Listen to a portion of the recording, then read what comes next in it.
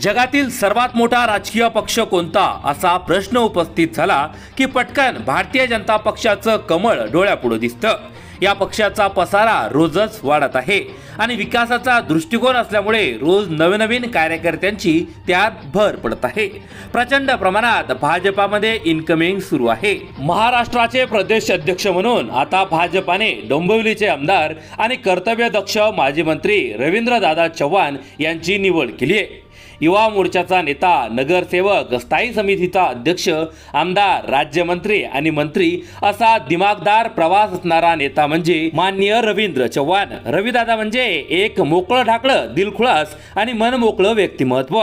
प्रत्येक कार्यकर्त्याला हवंहवंसं वाटणारं आणि अगदी तळागाळातील कार्यकर्त्यांमध्ये सतत मिसळणारा आणि रमणारा नेता।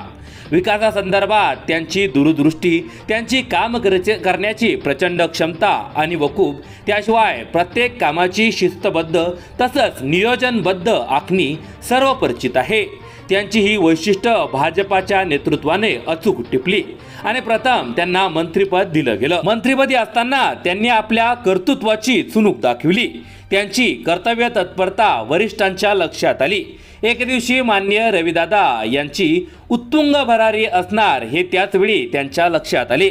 दिवस पुढे सरकत होते। एकनाथ शिंदे मुख्यमंत्री असताना कोकणातील काही जिल्ह्याचं पालकमंत्रीपद रविदादांकडे होतं। त्यांच्या कारकिर्दीत कोकणचा जो विकास झाला तो खरोखरच कौतुकास पात्र ठरला। कोकणच्या विकासात रविदादांचा सिंहाचा वाटा होता असंच आता म्हणता येईल। त्यांच्या कर्तृत्वाची दखल संपूर्ण भाजपाने घेतली। महाराष्ट्र राज्याचे सार्वजनिक बांधकाम मंत्री असताना रविदादाच्या कारकिर्दीत 1054 पूल बांधले गेले। 1797 पूल प्रगतीपथावर होते। त्या काळात तब्बल 24,000 किलोमीटर लांबीचे रस्ते पूर्ण झाले।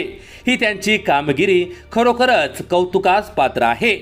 सार्वजनिक बांधकाम मंत्री म्हणून त्यांनी विकासाचा ध्यास घेतला होता आणि अशा रविदादांना आता मोठी संधी मिळाली आहे। थोडक्यात काय, त्यांच्यासाठी काम करण्याची सर्व क्षितिजं आता खुली झाली आहेत। संपूर्ण जगात सर्वात मोठा राजकीय पक्ष असणाऱ्या भारतीय जनता पार्टीचं महाराष्ट्राचं प्रदेश अध्यक्षपद त्यांच्याकडे चालून आलंय। हीच सर्वात मोठी गोष्ट आहे।